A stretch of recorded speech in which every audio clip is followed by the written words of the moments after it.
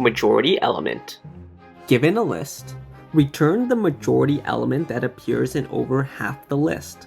We can use a hash map to count the number of occurrences of each element. From here, we can return 2 as the majority element.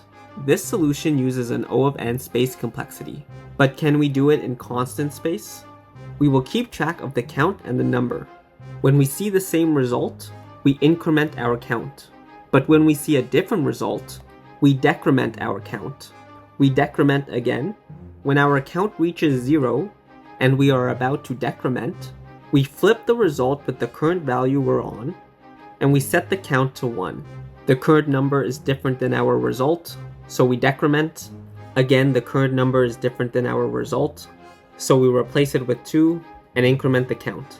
Finally, 2 is the majority element. And here's the code to do so. Please like and follow for more.